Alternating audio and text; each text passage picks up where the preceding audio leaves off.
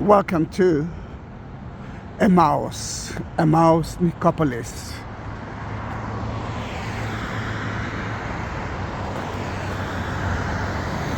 Well, welcome to the beautiful Byzantine Crusader Church.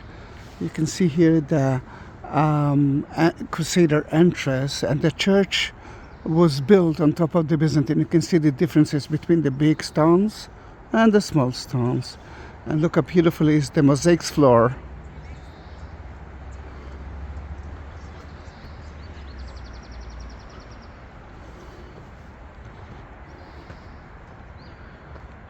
We are talking about a mosaics floor from the 5th and the 6th century, and that's the time that church was built for the first time.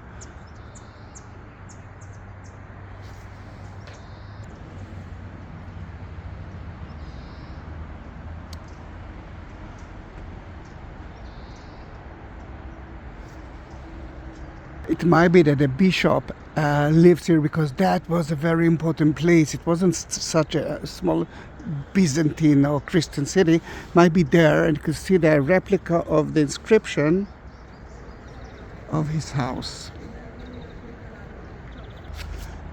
Let me read Luke 24:13 to 35, and you will understand that you are in that story.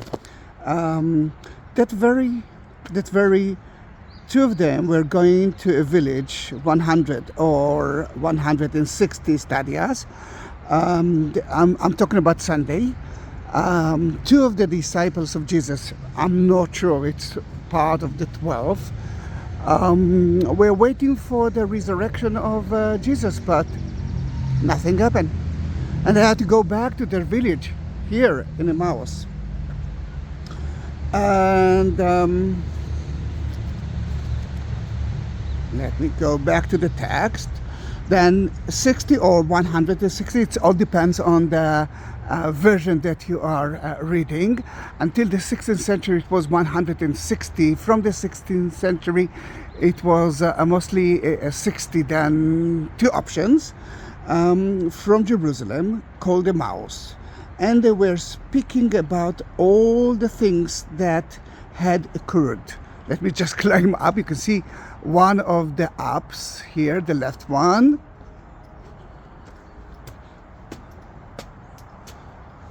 It was rainy yesterday. And this is the main apse of the church. Again, Byzantine and Crusader on top of it. Let me go back to the text. And it happened that while they were speaking and debating, Jesus himself drew near and walked with them, but their eyes were prevented from recognizing. You must understand that until today, when in Israel, when you are meeting someone, you're talking with them. When I'm taking groups through Israel, I'm talking with a lot of strangers from Israel. And the tourists are looking at me and say, Zahi, how can you talk with someone that you don't know?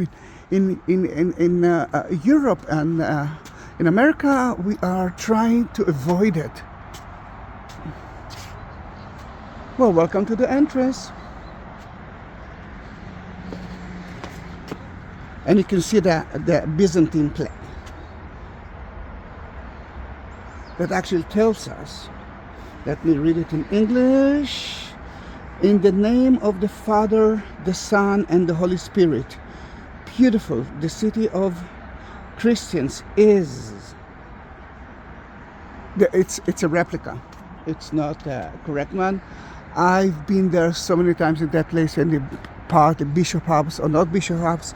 Oops, entered to the water. My legs are wet now. But you can see how beautiful it is, the topographic. Tel Aviv is right there. The valley of Ayalon is right in front of us. And let's go back to the church. But we will find a place that I will be able to read everything.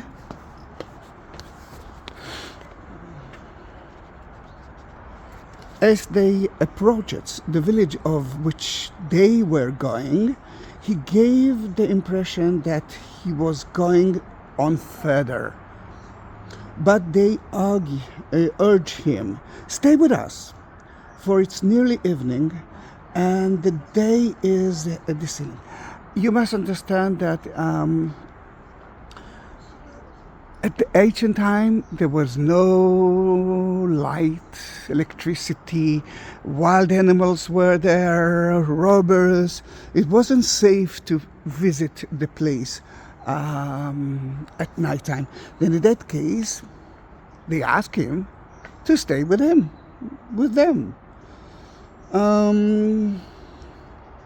Stay with us, for it's nearly evening and the day is descending.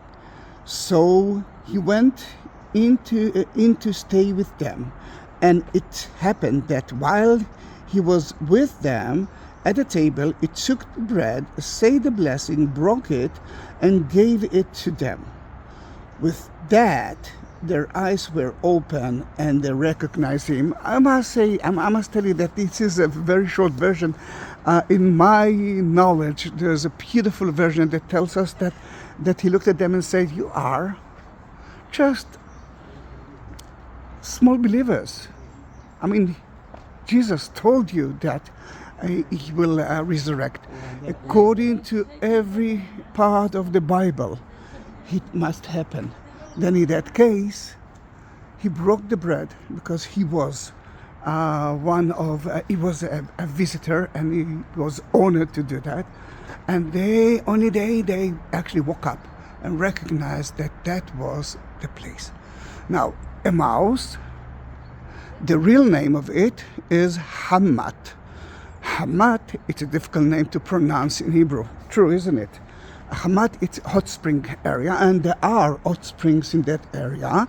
And later on, when it became Christians, and actually even before the Romans, they couldn't say Hamat. Then in Greek it started to be Hamatos, but it's very difficult to pronounce. Then Hamatos, Emmaus.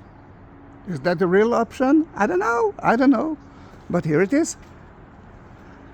Now I mentioned that there are two versions that tells us 60 stadia and 160. 60 stadia is around 18 kilometers, let's say 40 miles, and that's not here. 160 stadia, it's 30 kilometers, 20 miles, and this is the place for that. At the beginning, that was the only place that mentioned as the real site. But now there are few places that mention as Emmaus. Abu Ghosh is one of them. Kubeiba is another thing. But for the Greek Orthodox, until the 19th century, this was the only place. But for the Catholic, there were different options. Until the 19th century, when the Carmelite nun, Mariam Fobadi, actually had a vision, and she met Jesus, who told her that this is the place. And from this time, it was bought by the Carmelite and later on by a different order. And now it's a Catholic place, but the Catholics got few options. For the Greek Orthodox, it's the only option. The Arabic village that was here actually kept that name Emmaus. I'm sure that I'm not pronouncing it correctly, but remember that I mentioned that so many leaders actually kept that place because it's a very important place. Remember the way to Jerusalem, the way to Jaffa, the way to Ashkelon, Gaza, the way to Jerusalem from a different option. Then in that case, everyone kept that place. The Byzantine saw it as the real Emmaus. The Crusaders came to here and built a church here, and they kept that place as a very important place, but they had a different option for Emmaus. The Romans after they occupied the Jewish village that used to be here, knew that they must keep that place, then in that case, they call it Nicopolis. Nicopolis, Nika, victory, the god of the victory, and police city, and that symbolized the memory of the victory of the Jews. And they actually had two major victories. One of 70 AD when the temple was being destroyed. Another revolt was at 132 by Bar Kokhba revolt. Then in that case, they added the word Nicopolis. And that was the main name of Emmaus until I think the 19th century. It was so important to see that there were few basilic here. For example, we are standing right here, then there's kind of an apse here, and there's a beautiful font there. And you can actually see here the font baptistry, which is, we believe, already was for children. Why for children? Because we are talking already about the 5th, 6th century, and the area was already a Christian area. At the beginning, they had to baptize people like adult. Then the baptistry used to be much bigger. There's kind of a water system that takes the water all the way to there. Then they had a lot of water in that place. And it's such a green area now. It's like little Europe, isn't it?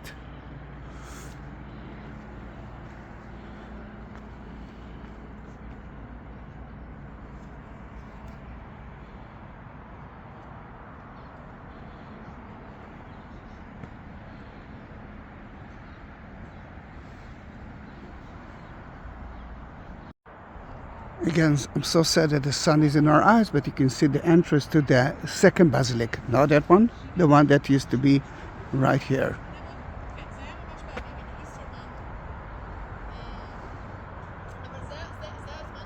I mean, look how beautiful are those Romans evidence of Emmaus. I must say that the first time that Emmaus was mentioned was at the 4th century by Eusebius as that site. But this is a beautiful, for example, this is oil press, but that place, and you can see the water drainage, or let's say a canal, water canal, reach to a Roman bath, which is not there, it's at the park next by. Remember, hot spring was here, Hammat, Emmaus. Those two churches, that one and the other one, were destroyed at the time of the Muslims. And I must say that the Muslims use it as a major city, kind of the capital of the first capital of Israel as the Muslims. But because of the plague, because of disease, so many of the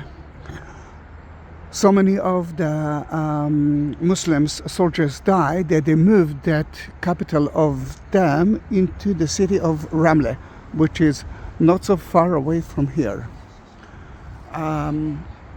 But I want you to remember that in the 6th century they actually saw two churches, and the pilgrims who came from Jaffa came and stopped here for the night, but they actually ate here at the same place that Jesus ate his dinner, blessed the food at the day of the resurrection.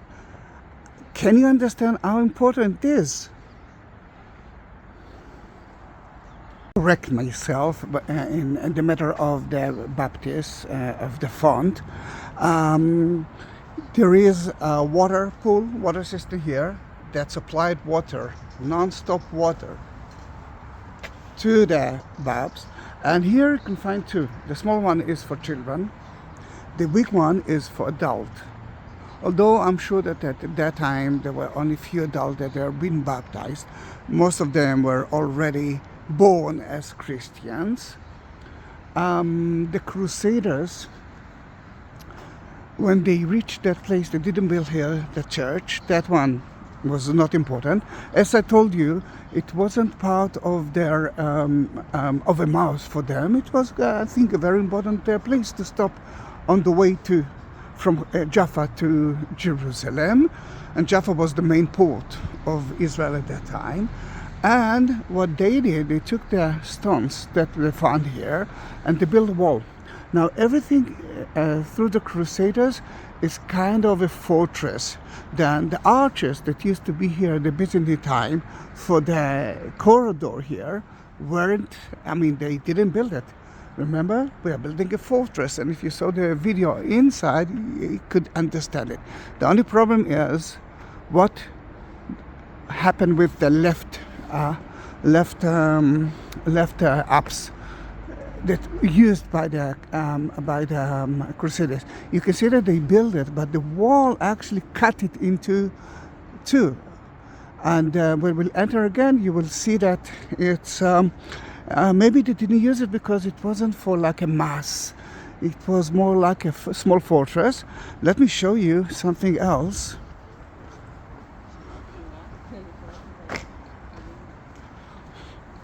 And you will see that that area used to be a quarry.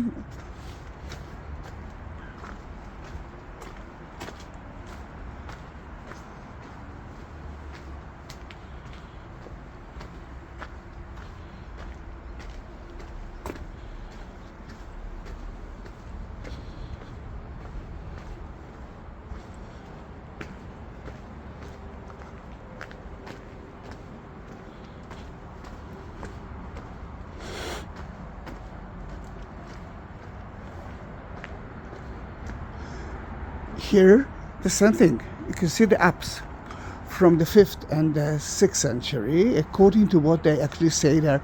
The relics of Saint were here, and the Crusaders didn't use it. See the wall? You see the apse?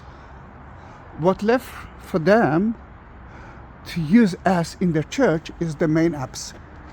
We are inside the church itself, Byzantine and Crusader. You can see a hole here. They excavate here and they found an evidence of a Roman villa or an ancient church. We don't know. But what I think, remember that here Jesus came to those two. One of them was Cleopas. We know their name from the Bible. Then, if it's true, I believe that that was the house of Is, and the church was built on top of it. The problem is that the church is not really facing to the east. East is more like that. Then I believe that the church was built on top of the house and it used the house. Then it's not really east, but it's on top of the house. And this is important mainly because remember the quarry? When the Byzantines built it,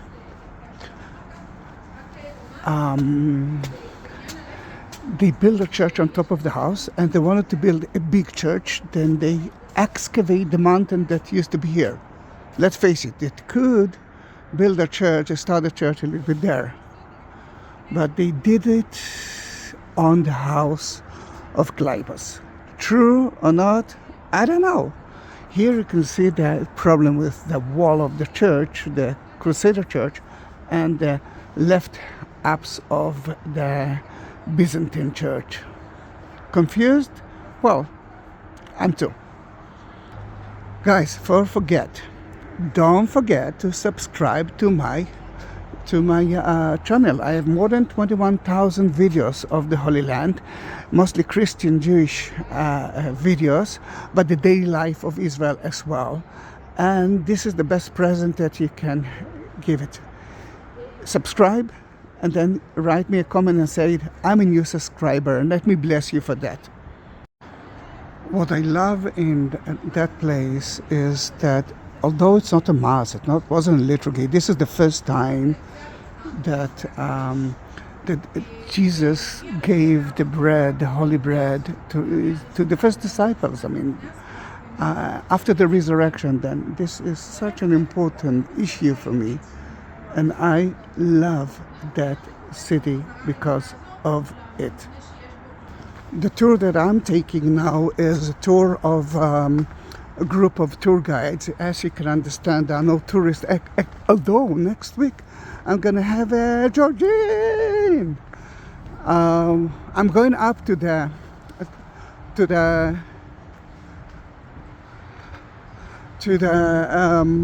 monastery above it. It's a Catholic monastery, the monastery of the Beatitudes, and it's a Catholic one, but very open. It's men and women together, families together. They live just like Jesus lived in his life. But look how green it is.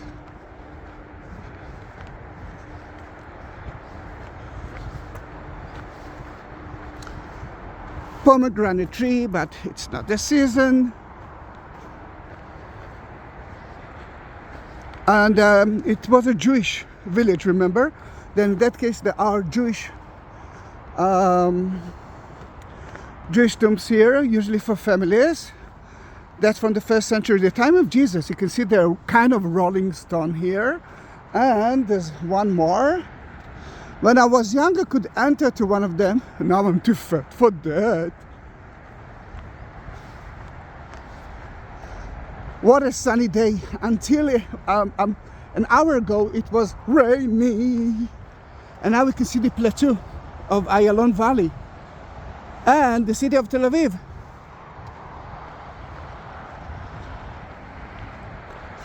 This is another rock-cut cave.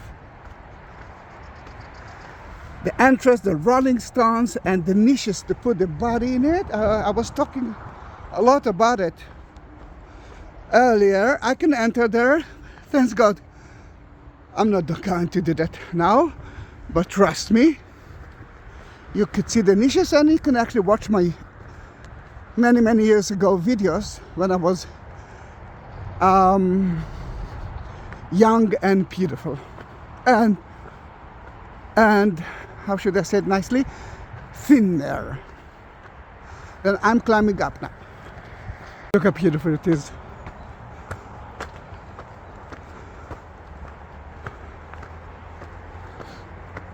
If I remember correctly, the Beatitude order here is from 1933.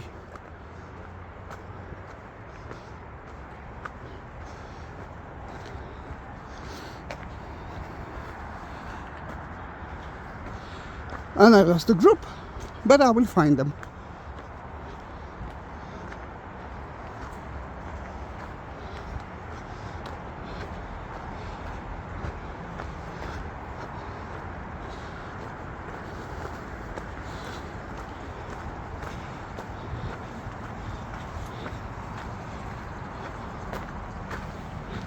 There is a small museum with a lot of information.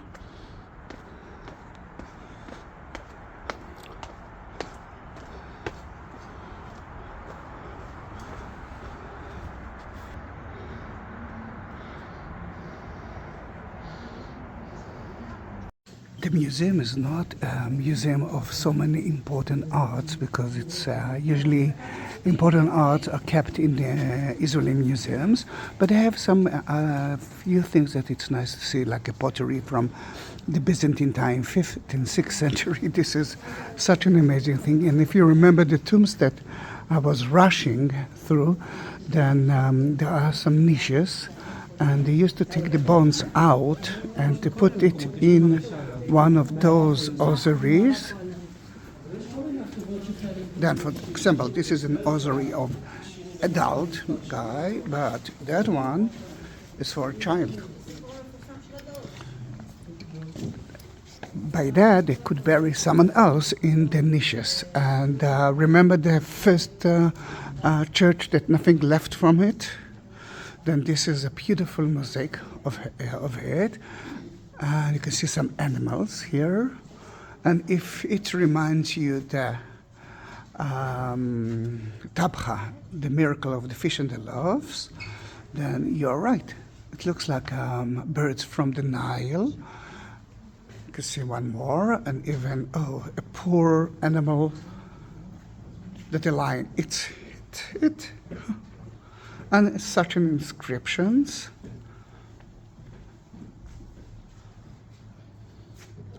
The community of the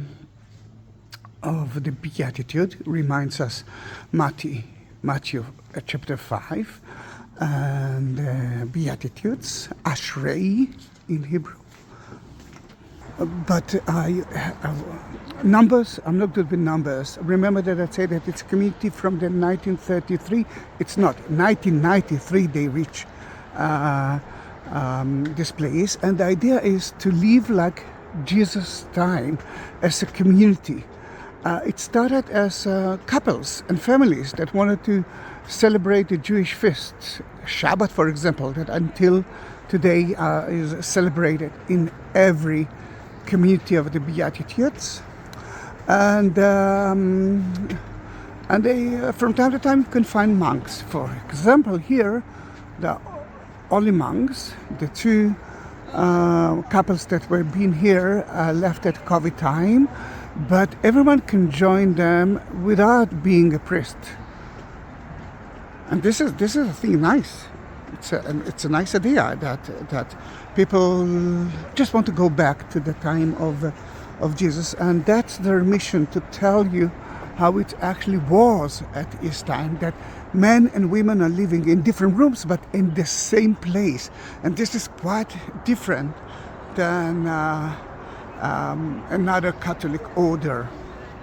It's nice to know, and this is really something that I didn't know, that there are dancing, folk dance, Israeli folk dance every Saturday. For the community, it's for fun and to meet each other. For the priests, the monks, it's to pray. It's kind of a prayer. I like that area, that thing. Look how beautiful is the statue of Mary, and guess what? It's in Hebrew. Simchi, Miriam, joy. Mary, Meleat Chesed, full of mercy.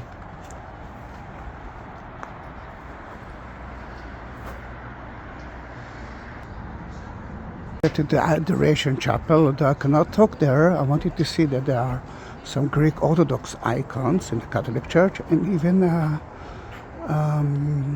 menorah.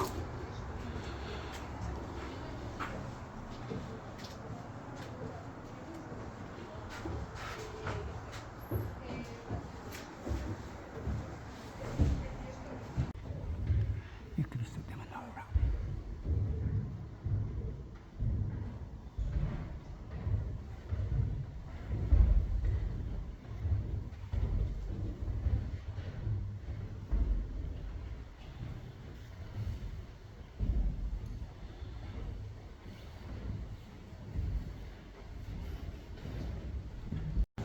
What you saw now was the chapel with the menorah and Greek Orthodox icons. And the idea is to accept the others, and I think this is my mission as well. People must accept other faith. And I love the name of it in English, Adoration Chapel. In Hebrew, Olam Tfilah. The community is a French community, then the law is kind of a community, French law. Beautiful, isn't it? It was built not by them, by another organization, and they call it the House of Peace, Bet Shalom, and usually the Israelis knows it in that name.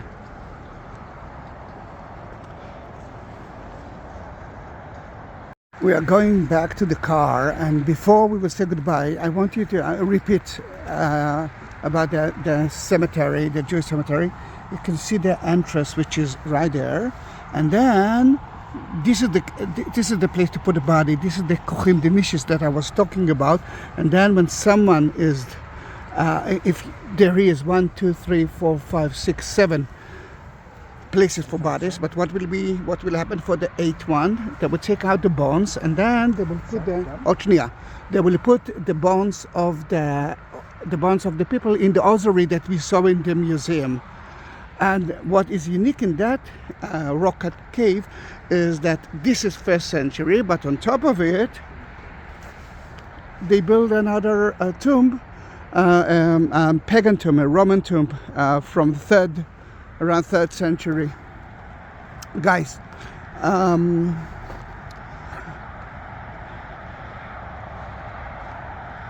it's the end of the video, and a private request from me.